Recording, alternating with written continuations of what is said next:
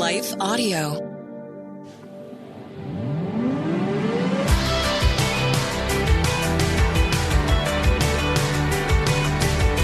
You're listening to Therapy and Theology, and I'm your host, Carly Mercoulier. This podcast is a space where we explore popular topics and questions related to the convergence of faith, feelings, spiritual formation, and more. My prayer is that through these conversations, we will grow in our awareness of who we are as beloved children of God, learn to acknowledge our needs and emotions with curiosity and compassion, and rediscover the purpose and power of our unique stories through the lens of the gospel. As a licensed therapist and ministry leader, I want to give voice to the many questions we face while cultivating a clearer view of how our faith informs our healing journey. I don't have all the answers, but I am committed to going deeper and walking together. So whether you've been to therapy or know exactly what you believe when it comes to theology, I want to invite you to join this journey as we fearlessly name the complexities of our present reality and press into the hope of the gospel story. So are you ready? Let's jump into today's question and begin this journey together.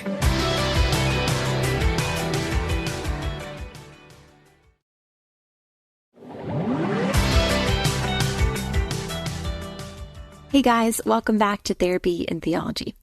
Today I want to talk a little bit more about spiritual disciplines as we've kind of talked about them throughout some episodes, but I want to specifically discuss distortions within spiritual disciplines that I think in many ways have disconnected us from the heart of what they are meant to be, and then also provide some tools and even some steps for us to renew our vision for spiritual disciplines in our lives, so that they can be what they were meant to be as pathways to encountering God. And so I want to start with a quote from Richard Foster. And he says this about spiritual disciplines. He says this: disciplines are not the answer. They only lead us to the answer. We must clearly understand this limitation of disciplines if we are to avoid bondage. And I think this is such a perfect example of the tension that we hold within practicing our spirituality, living in alignment with what we are desiring in life, and also not being held captive by the ritualistic or legalistic side of doing something in order to get something. And I think this is where we can go back and lean on John 15, where Jesus reminds us that we are to abide in him. And that is this particular idea of spiritual formation is spirit-led, and we are to be close in proximity, but then God shows up and does the rest in and through us, transforming us as we behold his glory, as we sit with him and be with him in different ways. And so this is the heart of spiritual formation, is pathways to encounter God, pathways to resist the culture, right? Where it says in Romans 12 that we are to renew our minds, to not be transformed by this culture because everything is forming us, but to be transformed by the renewing of our minds and be formed by connecting and abiding and reminding our body, mind, heart, and soul of God and our spiritual and divine nature. So with this framework in mind, I want to discuss three of the most common distortions that I think spiritual disciplines take, and they can really disconnect us or even discourage us from pursuing an authentic relationship with God. So let's start by just outlining these three distortions that I want to touch on today. Number one, spiritual disciplines as a method for self-improvement. Number two, spiritual disciplines as a mandate for religious acceptance. And number three, spiritual disciplines as a measurement for our spiritual maturity. So let's start with self-improvement. I don't know if this has ever been something that you've thought about before, but oftentimes I think that when we look at a list of spiritual disciplines, right, some really popular spiritual disciplines would be reading the scripture, prayer, going to church, silence and solitude. And in all of these, what we can reduce them to is a set of tools that are meant to help us become better people. And in a lot of ways, this produces a do hard, try harder type of Christianity because it's quite self-focused and self-initiated. we're doing different practices, hoping for an outcome that is quite disconnected from the heart and spirit of God. And so it's like going to something in order to get something for ourselves without actually an authentic connection, right? So if we are in a relationship with someone and we only want to be in a relationship with someone because that person does something for us, then it becomes very self-focused, and rather it's not relational focused. And so the whole message of the gospel narrative is that the creator of this world wants a relationship with us. And when we reduce spiritual formation practices to a list of things we can do to become better, we cheapen it in one sense. And I think we can get really discouraged. I know I have, because in many ways, I think my spiritual disciplines, as I was younger, growing into young adulthood, I really did think that it was a way to become a better person. It was the checklist that I had to have. And I was really discouraged and frustrated, one, with my inability to actually fix myself. And then also with, I think, a perception of shame that I thought that God was then upset with me because I couldn't fix myself. And there are plenty of spiritual environments that will tell you you have to do all these things in order to become a better person or in order to get acceptance. And we'll talk about that next. But specifically recognizing, maybe even asking ourselves, what is the purpose of this spiritual discipline in my life? And that can be a really helpful anchoring question, because if we're doing it in order to see a behavior change, rather than to meet with God and allow Him to renovate our hearts, I think that can be a really disappointing ask, because in a lot of ways, the spiritual disciplines in and of themselves are not holy, they're not transformative. It's like any other activity that we would do, but it's the heart of the activity within spiritual disciplines that changes it. And so we're not meant to fix ourselves. That's something that is very works-based, and in a lot of ways, it creates a lot of discouragement when maybe we don't see the improvement that we want. Right? Setting goals and intentions is very different than showing up and surrendering our soul to God. So, in addition to our self-improvement category as a method for self-improvement, I also see a lot of times that spiritual disciplines can become a mandate for religious acceptance. And whether this is acceptance of God, like our perception of whether God accepts us or not, but I think this could also be on a large scale, like our spiritual communities, and if they accept us or not based on our religious attendance or the way that we practice certain things. And so being able to ask yourself the question, what am I hoping to gain here? And do I feel rejection or shame or guilt when I don't practice such things? This can come from lots of different areas, but I think it is helpful to be able to kind of check in with what is the acceptance level here. And I remember the time where I realized that my acceptance was not based on God's approval or denial of my spiritual disciplines, but rather His love for me that brought Christ to the cross. And when that shifted in my life, I think it really humbled me, number one, because then I realized that all of the responsibility of my religious devotion was not actually doing anything for me. God's affection and approval was not contingent on my goodness. And that was life-changing for me. And I think oftentimes we can live long time under this assumption that God is looking at us, waiting for us to get it together. And in actuality, He's saying, come to me. If you're weak and heavy laden, come to me and I will give you rest. He is the source. And all of these things, all of these disciplines are just resources to get us to connect with that source. And so looking back, I'm quite aware that, in my own process, I was misled to believe that God's love was something I could earn or accomplish. And I think so many of us have maybe believed this, and it maybe isn't even something that has been verbally spoken, but maybe just internalized nonverbal awareness of maybe our interactions with people, and then we assume that for God. But I think for me asking the question, like, so why do I come to these spiritual disciplines if it doesn't actually give me acceptance itself?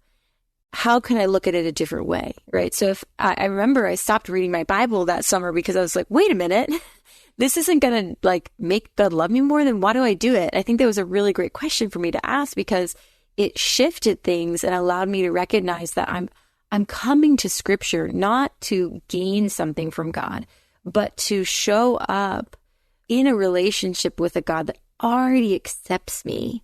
And in doing so, I'm having a connection with him. I'm coming to learn more about him, and I'm coming to show and share more about me. And in doing so, I'm transformed by reminding my heart, soul, mind, and strength that I am already loved. My friends and I send that text out often when we're going into big situations or doing things. We'll send the text, you're already loved. Remember, you're already loved. And I think that's what spiritual disciplines have become for me, is a reminder that I'm already accepted, and rather than having to kind of earn that.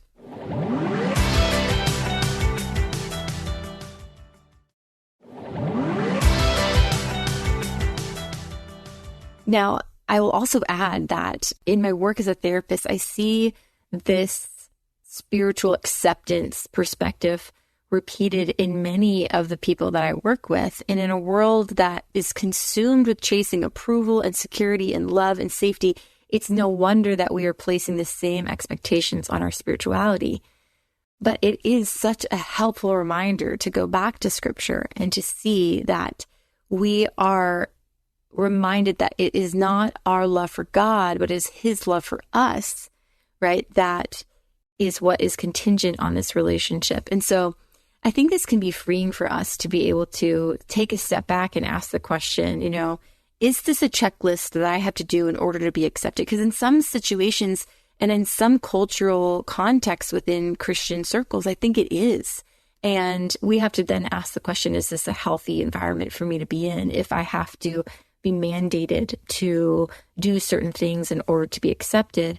And I think the list here of spiritual disciplines is what I'm specifically talking around. But one of the things that can really, I think, bring freedom and a new perspective on this is when we allow ourselves to ask the question, what is the purpose of me going to this? Is it for self-improvement? Is it to gain acceptance? Because either one of those aren't going to be healthy reasons to go towards spiritual disciplines.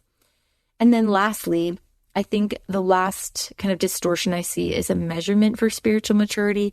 And this is different in the sense of acceptance and love, but also has its own kind of flavor in a lot of ways, because I wonder how often, and I mean, I've done this, I hope that we can all sit around a table and say, oh yeah, me too. But we can kind of measure our worth as a Christian, our worth as an individual based on maybe our circles around us. And so if we are participating in spiritual disciplines out of a sense of trying to conform to a group of people, or maybe even as a measurement of, well, if I'm a good Christian, then I do these things, I think we've missed it. And I think there is a level of encouragement that I would love to invite you into, to be able to say it's more about God and less about our performance for him. And so the spiritual formation aspect of this is not so much about a measurement of how much we're doing, but rather how much we're open to God and in his love for us and his spirit to move in our hearts. And so one of the things that can be helpful to be able to kind of dismantle this lie of, spiritual disciplines are measurements for my spiritual maturity, I think it can help to be able to kind of look back at Scripture and say, what is God asking? I think I go back to the Psalm where he says, I don't want your sacrifices. I don't want your processions. He says, I want a broken and contrite spirit. This is what is pleasing to me. And so I think it's more of our posture than our performance that God is looking for. And this can take a lot of pressure off, right? When we're able to say, the measurement of my spiritual maturity is often and most importantly my posture before God, my humility in recognizing I need Jesus, rather than my performance and my ability to kind of carry out spiritual disciplines on a regular basis. I say to my clients and to my friends, we say we practice poorly. Like, the practice is the key. It's not necessarily the level to which we practice. Everybody's at a different place. Some of us are trying to run 1 mile, and some of us are trying to run 6 miles. And so I think being able to take ourselves off a measurement scale and recognize it's more of a posture of my heart and my spirit that allows me to connect with God in a whole different way, because then I'm not measuring myself, and then there's not all this pressure and stress, and I'm able to just show up authentically to connect with Him. So maybe you have experienced one, if not all, of these distortions. And my friend, you're not alone, because I have too. One of the things I want to encourage you with is that doing this work of untangling ourselves from distorted views of spirituality takes time. So being gentle with yourself is really key here. But also, I think finding a friend or a trusted spiritual leader or therapist can also be a really helpful thing to do, so that we can explore our thoughts, feelings, and beliefs about things, and be able to kind of uncover and reveal the heart of the gospel in a lot of this work. It can be really difficult when we've been fed messages that are designed to control or to shame us into a certain type of behavior. But it's less about the doings, the ethics of how we should live, and more about the depth of our experience with God, because that's what it comes out of. And so if we can turn this back to a relational piece of getting to know a God that loves you, that can change the way that we look at coming to God, because we're not coming out of fear or out of condemnation, but we're coming to Him with the awareness that we are so loved, and that we can be honest and authentic in that relationship. And that is truly the starting point of any sort of spiritual formation, is opening up our hearts to God and allowing Him to transform us as we commune with Him and as we connect with Him. So if maybe this is all new to you and you're wondering, what is a spiritual discipline and how do I actually engage in it? I want to just give 3 different types of disciplines and be able to offer them as invitations to meet with God in a new way. Now that we're looking at spiritual disciplines not as holy in and of themselves, but as pathways to meet with a holy God that wants to know us and transform us. We are called to love God and to love others, and this is how we become people formed by love. And so in Richard Foster's book, Celebration of Disciplines, he talks about 3 different types of disciplines: the inward disciplines, outward disciplines, and corporate disciplines. And so the inward disciplines are things like meditation, prayer, fasting, and study. Outward disciplines are simplicity, solitude, service, and then corporate disciplines like confession or worship, guidance, and celebration. Remember, each of these practices are meant to be pathways to connect us back to God. And so whichever one might be one that would be helpful to you in this season, I would encourage you to start there. And be sure to check out the show notes in this episode for more resources if you're interested in learning more about developing a new vision for spiritual disciplines. Thanks so much for tuning in to this episode of Therapy and Theology. If you have a question or topic you would like discussed on a future episode, please feel free to email me or drop it in the comments. Also, don't forget to subscribe to have each week's episode instantly downloaded to your podcasts, and see the show notes for resources mentioned in this episode. To access more content and join my monthly email list for the latest updates and info, visit my website at carlymarklear.com.